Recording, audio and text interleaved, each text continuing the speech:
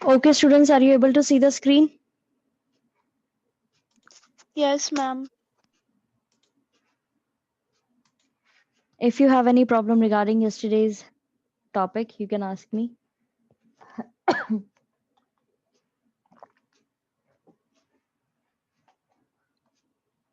कल जो हमने टॉपिक्स पढ़े हैं उसमें अगर किसी को दिक्कत आई है तो आप लोग पूछ सकते हैं. No, ma'am, no problem. Okay. कल हमने रेलवे मेनिया के बारे में पढ़ा था. फर्स्ट रेलवे लाइन जो है स्टॉकटन से डार्लिंगटन तक थी. एक लिटिल रेलवे मेनिया था, फिर बिगर मेनिया था. अब इससे लाइफ में कैसे असर पड़ा था लोगों की वो पढ़ेंगे. और ये जो रेलवेज थी वो एक कन्वीनियंट ऑल्टरनेटिव की तरह आई थी. क्योंकि उस समय में क्या हुआ था, बहुत ज्यादा दिक्कतें होने लग गई थी. कैनल्स का यूज कर रहे थे ये लोग पहले. कभी फ्रॉस्ट हो जाता था, कभी फ्लड हो जाता था, कभी ड्रॉट हो जाता था, तो उसके कारण ये ज्यादा यूज नहीं कर पा रहे थे. इसीलिए रेलवे एक अच्छे ऑल्टरनेटिव की तरह आई थी. 6,000 माइल्स जो है रेलवे के वो ओपन किए गए थे रेलवे के ब्रिटेन के अंदर 1830 से 1850 के बीच में, यानी कि 6,000 मील की दूरी इन्होंने कवर अप कर दी थी रेलवे से. Most of it in the two short burst. और दोनों अधिकतर काम जो हुआ था वो दो छोटे अवधि में ही हुआ था, टाइम पीरियड में हुआ था. During the little railway mania of 1833 to 37, 1400 miles of lines was built. तब 1400 miles जो है वो बना दिए गए थे. During the bigger mania of 1844 to 47, और बड़े मेनिया के अंदर 9,500 माइल्स जो है वो सैंक्शन कर दिए गए थे. चेंज लाइफ, लोगों की लाइफ चेंज हुई थी, कई प्रॉफिट्स हुए थे. Some rich individuals who took risk and invested money in industries in the hope that profits could be made and that their money would multiply. कई लोगों ने इसलिए इन्वेस्ट किया था इस चीज के अंदर कि लोग बागों को उम्मीद थी कि अब हमें बहुत प्रॉफिट होगा और हमारा पैसा जो है वो डबल से ट्रिपल, ट्रिपल से और मल्टीप्लाई होगा. कई सारे केसेस में कैपिटल जो है वो मल्टीप्लाई हुआ भी, डिड मल्टीप्लाई, यानी कि काफी इन्वेस्टमेंट जो लोगों ने किया था वो उनको फायदा मिला भी. वेल्थ जो है वो किसके फॉर्म में देखी जाती थी? गुड्स, इनकम, सर्विसेज, नॉलेज और प्रोडक्टिव एफिशिएंसी के तौर पे. और वो काफी ड्रामेटिकली इंक्रीज भी हुई थी. अब पॉपुलेशन भी बढ़ रही थी. इंग्लैंड की जो कितनी सिटीज थी, कई सारी सिटीज थी, उनकी पॉपुलेशन 50,000 से डबल हो गई थी. ठीक है. 1750 के अंदर जो और से 29 तक पहुंच गई थी 1850 के अंदर. This pace of growth was not match with the provision of adequate housing. अब क्या था, इनकी ग्रोथ तो बढ़ रही थी लेकिन इनके पास में हाउसिंग नहीं बढ़ रहे थे, सैनिटेशन नहीं बढ़ रहा था, साफ पानी नहीं था पीने के लिए, क्योंकि अर्बन पॉपुलेशन बहुत ज्यादा होती जा रही थी. ये तो थे इनके पॉजिटिव. और कुछ डिफरेंट चेंजेस जो आए थे लाइफ के अंदर. अब है नेगेटिव इफेक्ट. कंडीशंस जो थी वर्कर्स की वो बहुत ज्यादा खराब होती जा रही थी. उसी समय पे काफी नेगेटिव ह्यूमन कॉस्ट बहुत ज्यादा लग रही थी, यानी कि लोग बागों की जान बहुत जा रही थी. और इसका कई एविडेंस भी मिलेंगे आपको. कई फैमिलीज टूट गई, नए एड्रेसेस बने, सिटीज खराब हो रही थी, वर्किंग कंडीशन फैक्ट्रीज में बहुत खराब थी. और वर्कर्स की कंडीशन खुद अपने आप में मिजरेबल थी.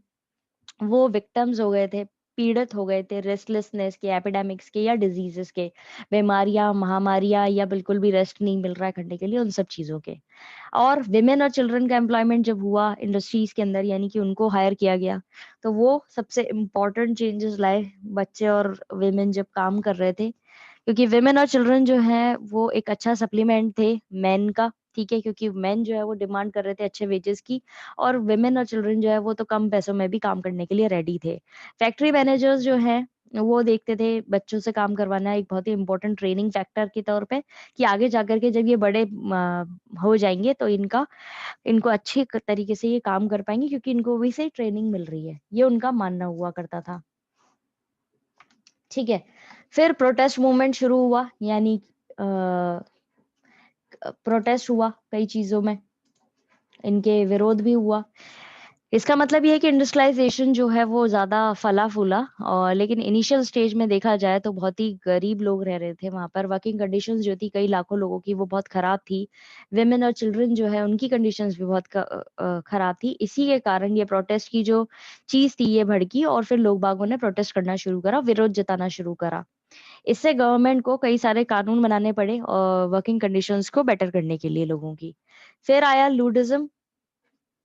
लूडिज्म जो था वो 1811 से 1817 के बीच में था। वर्कर्स जो है उन पे बहुत असर पड़ा था नई मशीन्स जो आई थी उससे, और इससे ये जो लूडिज्म मूवमेंट था ये कैरिस्मेटिक जर्नल थे नेड लुड, उनके द्वारा चलाया जा रहा था। और पार्टिसिपेंट्स जो है डिमांड कर रहे थे एक मिनिमम वेज, यानी कि उनको मिनिमम सैलरी मिलनी चाहिए, और जो विमेन और चिल्ड्रन के उससे काम करवाया जा रहा है, उनसे जो मजदूरी कराई जा रही है वो भी कंट्रोल्ड तरीके से होनी चाहिए। और जो लोगों ने अपनी नौकरियां खो दी हैं नई मशीनरी आने के कारण, उनको वापस से काम मिलना चाहिए, और उनको हक मिलना चाहिए कि वो एक ट्रेड यूनियन सेटअप कर सके लीगल तरीके से, जहां पे वो अपनी डिमांड्स रख सके। इसका रिजल्ट ये रहा कि गवर्नमेंट ने रिप्रेशन किया और उन्होंने कई कानून बनाए, और उन्होंने साफ मना कर दिया जो ये लोग बाग प्रोटेस्ट कर रहे थे उसको डिक्लाइन कर दिया, उनकी सारी डिमांड्स को। और इसी कारण जो है फिर उसके बाद उन्होंने 2 कॉम्बिनेशन एक्ट्स लेकर के आए। मतलब जो कानून पहले से इनके ऊपर हार्श थे लोगों के ऊपर, उसके बाद में इन्होंने 2 नए और कानून बना दिए, ठीक है, जो इनकी किसी भी डिमांड को नहीं मान रहे थे और इनकी कंडीशंस को और ज्यादा मिजरेबल बना रहे थे, ठीक है। 2 कानून थे, 2 combination acts and supported corn law और 2 कॉम्बिनेशन एक्ट्स। अब 1833 के अंदर और बच्चों को ज्यादा काम में डाला जाने लगा कोल माइंस के अंदर। फिर आए रिफॉर्म लॉज, यानी कानूनों को और चेंज किया गया। 1819 के अंदर एम्प्लॉयमेंट जो था बच्चों का वो चेंज किया गया कि भाई 9 ईयर से छोटे बच्चे जो है उनको फैक्ट्रीज में नहीं एम्प्लॉय किया जाएगा, यानी उनको नहीं काम दिया जाएगा, और उनका जो टाइम पीरियड था वो भी चेंज किया गया। 9 से 16 एज के जो बच्चे थे उनको 12 घंटे काम करना था अब दिन में, पहले उनको इससे भी ज्यादा काम करवाया जाता था। माइन और कॉलरीज एक्ट निकाला गया 1842 के अंदर, जिसमें बैन कर दिया गया कि अंडर 10 बच्चे काम नहीं करेंगे, और विमेन की वर्किंग जो है वो अंडरग्राउंड नहीं होगी, यानी कि अंडरग्राउंड काम नहीं करेंगे ये वेमेन। फिर 10 आवर्स बिल आया, नाम से ही आपको पता पड़ रहा है कि ये 10 घंटे काम कराने वाला बिल है। इसमें ये आया था 1847 के अंदर, और ये आया था 30 साल का जो संघर्ष चला था उसके बाद में। इसमें बोला गया कि विमेन और यंग लोग जो है उनका काम करने का टाइम पीरियड जो है वो लिमिटेड होगा, और 10 आवर्स जो है वो मेल वर्कर्स काम करेंगे, ठीक है, यानी कि 10 घंटे से ज्यादा काम नहीं करेगा कोई भी। फिर आया फील्डर्स फैक्ट्री एक्ट 1847 के अंदर, यहाँ पे रोका गया बच्चों को और वेमेन को काम करने से कि वो 10 घंटे से ज्यादा काम नहीं करेंगे। 18 सेंचुरी के अंदर इंग्लैंड ने विटनेस किया, यानी उसमें कई सारे एग्रीकल्चरल रेवोल्यूशन आए और प्रोसेस जो था एनक्लोजर का वो शुरू हुआ। इसके बाद में डिबेट हुआ, कई चीजों को लेकर डिबेट हुआ है। 1970 से ही हिस्टोरियंस जो है इंडस्ट्रियल रेवोल्यूशन को लेकर के डिबेट करते हुए आ रहे हैं, जो ब्रिटेन के अंदर 1780 से 1820 के बीच में आया था। उनका कहना ये था, इन्होंने चैलेंज किया था कि इंडस्ट्रियलाइजेशन जो है एक्चुअली बहुत पहले ही शुरू हो गया था, और इसको रेवोल्यूशन कहना सही नहीं रहेगा, क्योंकि ये बहुत धीमी गति से शुरू हुआ है। इसमें कई सारे ऐसे प्रोसेसेस थे जो पहले से होते आ रहे थे, बस उनके लेवल चेंज हुए थे। इंग्लैंड के अंदर एक रीजनल तरीके से जो सिटीज थी लंदन की और मैनचेस्टर, बर्मिंघम और न्यूकासल की, और उसमें काफी ज्यादा चेंजेस आए थे। इसीलिए इसको इंडस्ट्रियल रेवोल्यूशन कहना पूरे देश के लिए ये टर्म यूज करना सही नहीं होगा, क्योंकि यहाँ पर कुछ ही सिटीज के अंदर बदलाव आए थे। फिर इंडिकेटर्स ऑफ इकोनॉमिक चेंज, यानी कि आर्थिक व्यवस्था किस तरीके से बदली पहले और बाद में 1815 से 20 के बीच में। यहाँ पर इंडस्ट्रियलाइजेशन जो है कहा जा सकता कि पहले की डेटों से शुरू हो गया था, अ, और इसमें बदलाव पहले से आ रहे थे, बस थोड़ी धीमी गति पे थे। फिर इंडस्ट्रियल शब्द का यूज करना रेवोल्यूशन के साथ में, उस चीज को माना गया कि अगर आप इंडस्ट्रियल वर्ड का यूज कर रहे हैं रेवोल्यूशन के साथ में तो वो बहुत ही लिमिटेड है, क्योंकि ट्रांसफॉर्मेशन जो है वो बहुत ज्यादा चीजों में आया था। इकोनॉमिक आया था, इंडस्ट्रियल स्फीयर में आया था, सोसाइटी के अंदर आया था। कई क्लासेस जो हैं, 2 क्लासेस बर्गोजी और नई क्लास जो थी प्रोलिटेरियन लेबरर्स, टाउन्स के अंदर, कंट्री साइड के अंदर, उनमें भी चेंज आया था। अभी तक कोई दिक्कत? No, ma'am. तो ये हमारा टेक अवे पॉइंट्स खत्म हो गए हैं। अब हम इसके, क्योंकि हमारे पास में टाइम है, तो हम इसके वो यूज शुरू कर देते हैं, डिस्कस कर लेते हैं क्वेश्चन आंसर्स दोबारा से।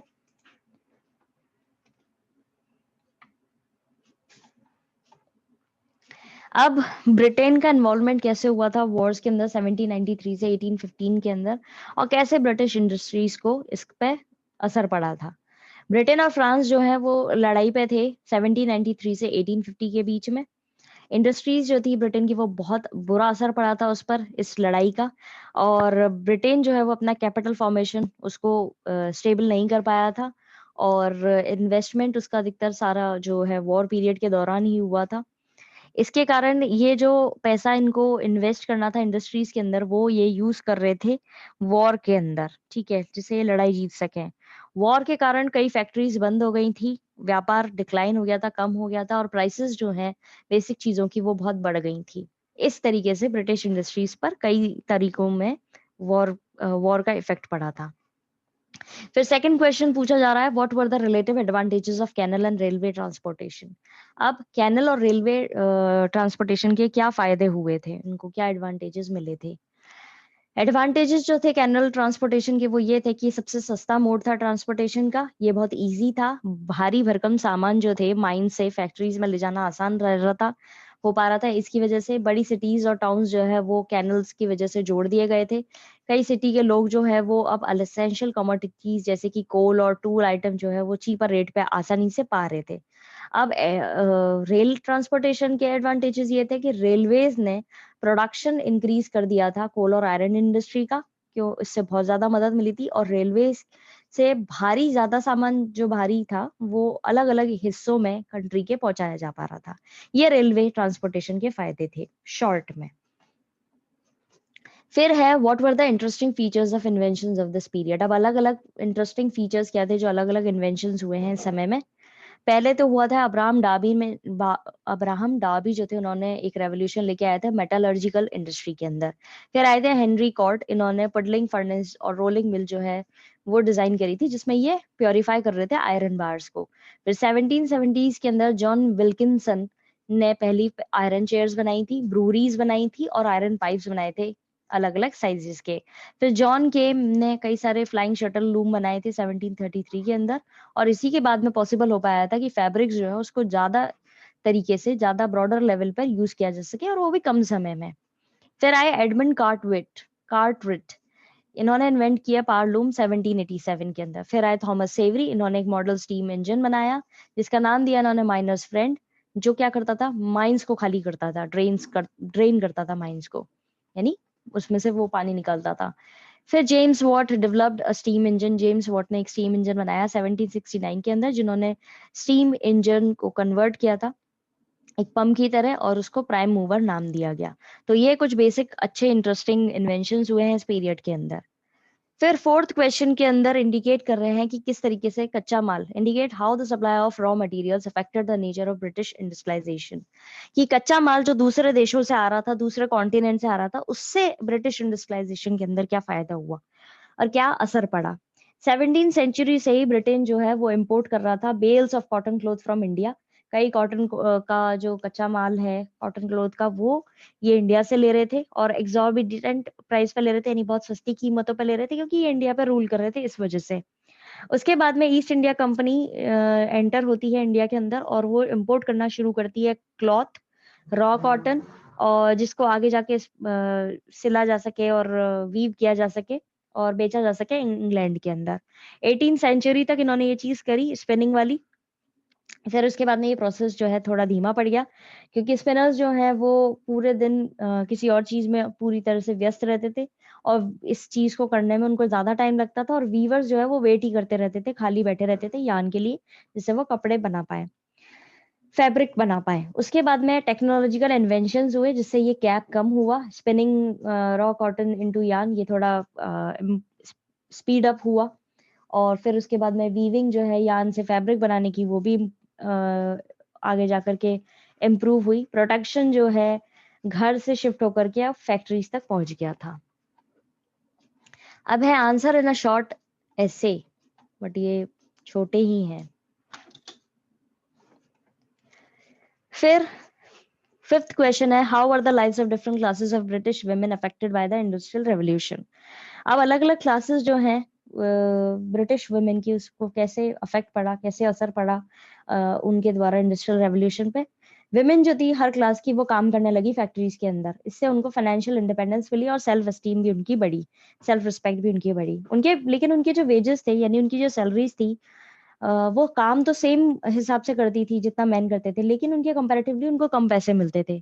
इंडस्ट्रियलाइजेशन एक ब्लेसिंग था उनके लिए, ब्लेसिंग इन अ डिसगाइज। क्यों? क्योंकि कई सारे फूड आइटम्स जो थे अब चीप हो गए थे और अवेलेबल थे, अबेंडेंस में नहीं, बहुत अच्छे अमाउंट में अवेलेबल थे। इससे सोशल स्टेटस बढ़ा वेमेन का एक पर्टिकुलर तरीके से। वेमेन जो है उनसे उम्मीद की जाती थी कि वो बहुत ही स्ट्रिक्ट डिसिप्लिन में रहे। फिर उसके बाद में they were also punished for violation of any discipline, और अगर वो किसी कानून को या डिसिप्लिन को तोड़ती थी तो उनको पनिशमेंट भी दिया जाता था इस तरह के कानून को तोड़ने का। कोई दिक्कत? अभी तक जितने क्वेश्चंस आंसर्स डिस्कस करें उसमें कोई दिक्कत? No, ma'am, it's clear. Okay. फिर इफेक्ट्स कंपेयर किए जाने थे। Compare the effects of coming of the railways in different countries of the world. World के अलग अलग कंट्रीज के अंदर क्या असर रहा। हमारे देश के अंदर भी आपको पता हो तो रेलवेज जो है वो ब्रिटिशर्स के द्वारा ही लाई गई है। इन लोगों ने ही सेटअप करी थी, रेलवे लाइन डाली थी। क्यों? क्योंकि हमारे देश से ये कॉटन वगैरह जो है इम्पोर्ट करते थे, दूसरे जगहों पर अपने स्पेशली अपनी कंट्री में ले जाते थे, तो उनको आसानी रहती थी।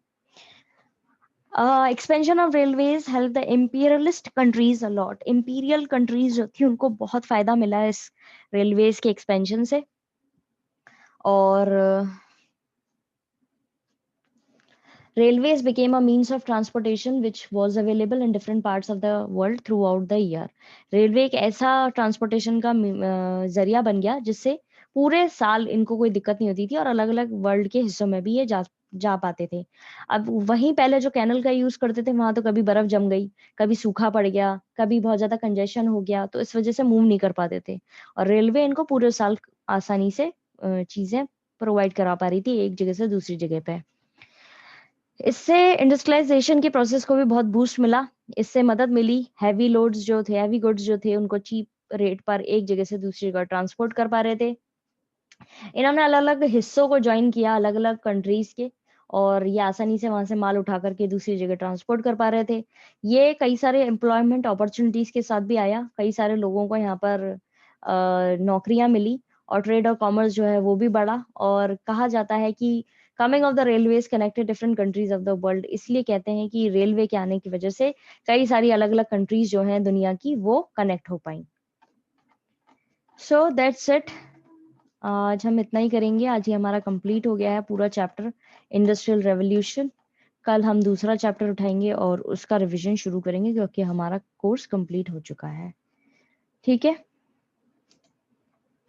Okay, ma'am. चलिए तो फिर आज इतना ही करते हैं। ये चैप्टर खत्म हो गया है और कल स्टार्ट करेंगे नया chapter. Okay students, have a nice day ahead. God bless you all. Thank you, ma'am. Welcome.